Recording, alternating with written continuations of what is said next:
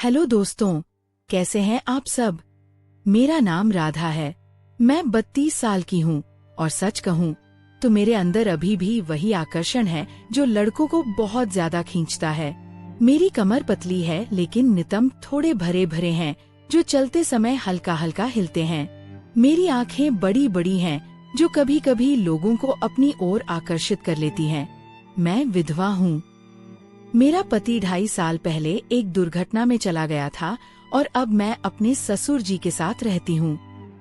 वे मेरे लिए सब कुछ हैं, पिता जैसे, दोस्त जैसे और कभी कभी थोड़ा ज्यादा करीबी भी लगते हैं। आज मैं आपको अपनी एक कहानी सुनाने जा रही हूँ जो बस यात्रा के दौरान घटी थी। यह घटना उस दिन की है जब मैं और मेरे ससुर जी, जिनका नाम राम प्रसाद है, एक बस में सफर कर रहे थे। हमें गांव से शहर जाना था, एक रिश्तेदार की शादी में शामिल होने के लिए। बस पुरानी सरकारी वाली थी जिसमें सीटें टूटी फूटी होती हैं और लोग एक दूसरे से सटकर बैठते हैं। सफर काफी लंबा था, लगभग 11 से 13 घंटे का, क्योंकि रास्ता पहाड़ी था और बस धीरे धीरे चलती थी।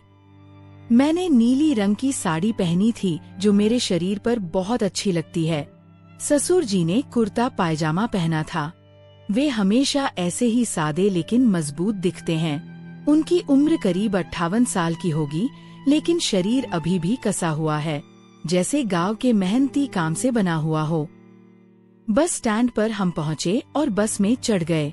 सीटें लगभग भरी हुई थी, लेकिन हमें साइड वाली 2 सीटें मिल गई जहां 2 लोग साथ बैठ सकते हैं।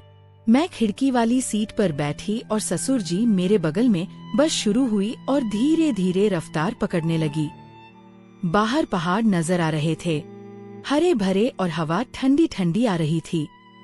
मैंने ससुर जी से कहा, ससुर जी, ये सफर बहुत लंबा है, थकान ना हो जाए। वे मुस्कुराए और बोले, बेटी तू चिंता मत कर, मैं तेरे साथ हूँ।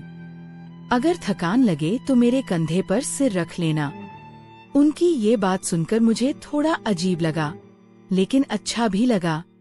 बस चलती रही और हम बातें करने लगे। ससुर जी ने पूछा, राधा तू आजकल कैसी है, घर में अकेलापन तो नहीं लगता। मैंने कहा, नहीं ससुर जी, आप है ना, लेकिन कभी कभी रातें बहुत लंबी लगती हैं, नींद नहीं आती। वे बोले, हाँ मुझे भी ऐसा ही लगता है, लेकिन हम साथ हैं, एक दूसरे का सहारा है। अगर कभी कोई जरूरत पड़े तो बता देना, मैं सब संभाल लूंगा। उनकी बातों में गहराई थी, जैसे वे मेरी हर परेशानी दूर करना चाहते हो। मैंने मुस्कुरा कर कहा, हाँ ससुर जी, आपका सहारा ही तो मेरे लिए सब कुछ है। बस में थोड़ी हलचल हुई क्योंकि रोड खराब था। बस हिचकोले खा रही थी और मैं इधर उधर हो रही थी। एक बार तो मैं ससुर जी की तरफ झुक गई और मेरा कंधा उनके कंधे से टकरा गया। वे बोले, आराम से बैठ बेटी, अगर जरूरत पड़े तो मेरी गोद में सिर रख ले।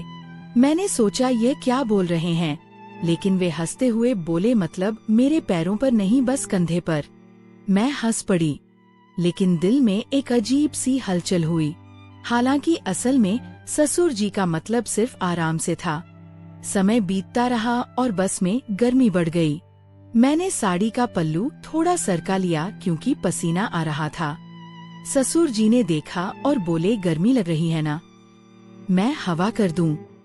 बस में पंखा कहाँ था, लेकिन वे अपनी कमीज से हवा करने लगे।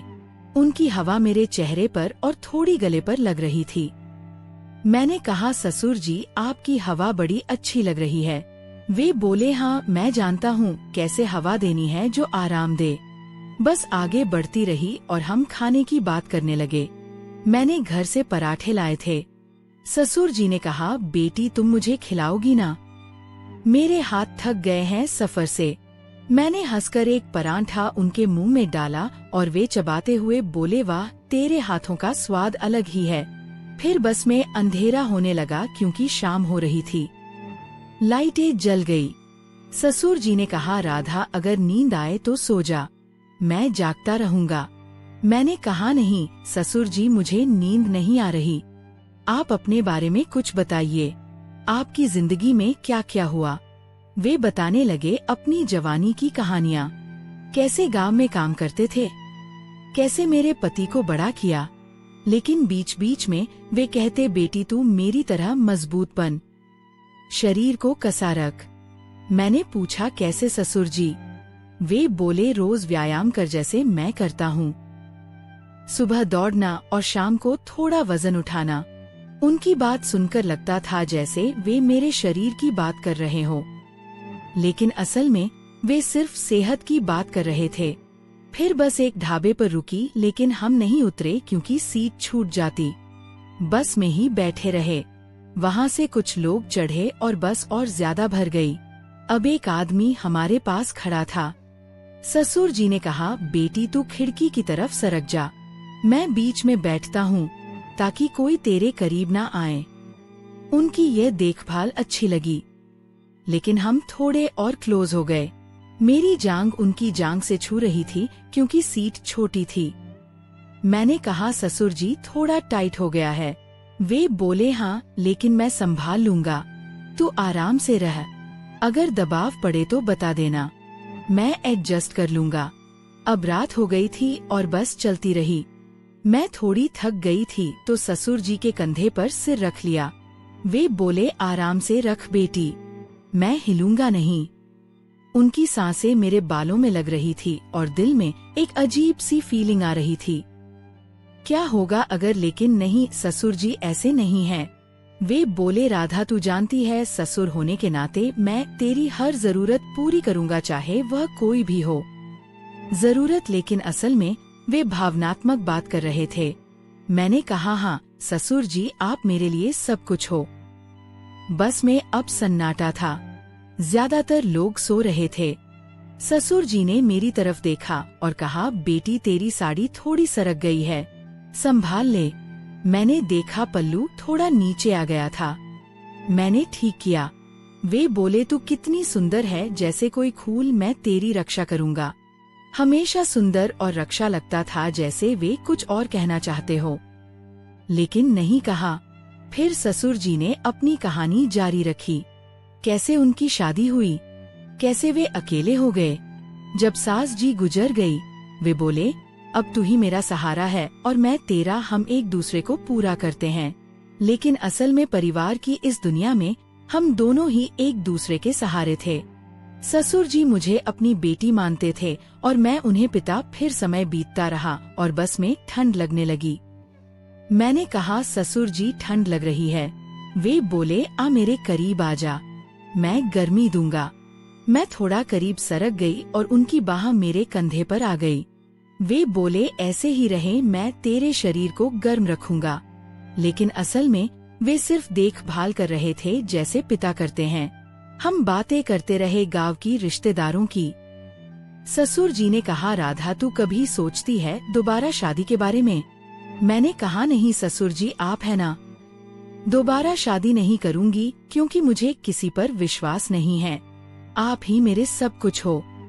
वे बोले, हाँ लेकिन अगर कोई अच्छा मिले तो मैं खुद करवा दूंगा, लेकिन फिलहाल मैं तेरी हर खुशी का ध्यान रखूंगा। फिर रात गहराती गई और बस एक टर्न पर झटका खा गई। मैं ससुर जी की गोद में गिरने वाली थी, लेकिन उन्होंने पकड़ लिया। उनकी बाहें मेरी कमर पर थी। वे बोले, संभल बेटी। मैंने पकड़ लिया और फिर तुरंत हट गए और बोले, सॉरी अगर गलत लगा। मैंने कहा, नहीं पापा जी, आपका इसे संभालना बहुत अच्छा लगा। हम फिर बातों में लग गए। ससुर जी ने अपनी जवानी की एक कहानी सुनाई, कैसे वे एक लड़की से मिले थे लेकिन शादी नहीं हुई। वे बोले, जिंदगी में कुछ जरूरतें होती हैं जो पूरी नहीं होती, लेकिन अब तू है तो सब ठीक है। फिर मैंने कहा, पापा जी नींद बहुत आ रही है, मैं सो जाऊं क्या? पापा जी ने कहा, हाँ बेटी तू बेफिक्र होकर सो जा, मैं हूँ, सब देख लूंगा। फिर मैं सो गई और पापा जी जागते रहे। उनकी इतनी देखभाल मुझे बहुत अच्छी लगी। सुबह होने लगी, बस अभी भी चल रही थी। मैंने कहा, ससुर जी रात अच्छी कटी? वे बोले, हाँ तेरे साथ समय जल्दी बीतता है, तू मेरे लिए स्पेशल है। फिर हम बस में ही नाश्ता करने लगे। ससुर जी ने कहा, बेटी तू मुझे फिर से खिलाती है, मैंने खिलाया और वे बोले, तेरे हाथों में जादू है जो छूते ही अच्छा लगता है। अब बस शहर के करीब पहुंच रही थी। ससुर जी ने कहा, राधा, यह सफर यादगार रहा, लेकिन एक बात बताऊं? मैंने कहा, हाँ ससुर जी। वे बोले, मैंने हमेशा सोचा है कि तू मेरी बहू नहीं बल्कि मेरी बेटी जैसी है, लेकिन कभी कभी लगता है जैसे हमारा रिश्ता और गहरा है। लेकिन फिर वे बोले, दरअसल मैं तेरे लिए एक रिश्ता देख रहा हूँ, एक अच्छा लड़का जो तेरी देखभाल करेगा। मैं नहीं चाहता कि तू अकेली रहे। मैंने कहा, नहीं पापा जी, आप हो, मुझे किसी की जरूरत नहीं है, आप ही मेरी सब जरूरतें पूरी कर देते हैं। इतना कहकर मैंने पापा जी को गले लगा लिया। वे बोले, ठीक है, पहले हमें शादी पर जाने दो, फिर देखते हैं। फिर शहर पहुंचते पहुंचते बस रुक गई और हम उतरकर ऑटो लिया। रिश्तेदार का घर पास ही था, लेकिन सफर की थकान अभी भी बदन में थी। ससुर जी ने मेरा सामान उठाया और बोले, बेटी तू आराम से चल, मैं सब संभालता हूँ। शाम को शादी है, तैयार हो जाना। मैंने हामी भरी, लेकिन मन में बस की रात की यादें घूम रही थी। शादी के घर पहुंचकर हमें एक छोटा सा कमरा मिला जिसमें 2 बेड थे। मैंने साड़ी बदलकर नहाने का सोचा। ससुर जी बोले, राधा पहले तू नहा ले, मैं बाहर घूम आता हूँ, लेकिन अगर पानी गर्म ना हो तो बता देना, मैं गीजर चेक कर लूंगा। उनकी देखभाल हमेशा की तरह थी, लेकिन आज कुछ अलग लग रही थी। नहाते वक्त मैंने सोचा, क्या ससुर जी सच में सिर्फ पिता जैसे हैं या दिल में कुछ और है? नहीं, मैं ज्यादा सोच रही हूँ। शाम को शादी में गए, डांस हो रहा था, संगीत बज रहा था। ससुर जी ने मुझे देखा और बोले, बेटी तू कितनी चमक रही है आज, चल थोड़ा डांस करें। मैं हंस पड़ी और उनके साथ थोड़ा नाची। भीड़ में हमारा हाथ छू गया। वे बोले, आराम से, मैं पकड़ लूंगा तुझे। रात देर तक शादी चली और वापस कमरे में आकर मैं थक कर बेड पर गिर गई। ससुर जी ने कहा, राधा अगर ठंड लगे तो मेरे बेड पर आ जाना। मैंने मुस्कुरा कर कहा, ससुर जी आप सो जाइए, कल वापसी का सफर है। लेकिन सोते वक्त उनकी आंखों में एक अजीब सी चमक थी, जैसे कुछ अनकहा हो। फिर हम सो गए, लेकिन रात के करीब 2 बजे जब दोस्तों, यह कहानी आगे जारी रहेगी।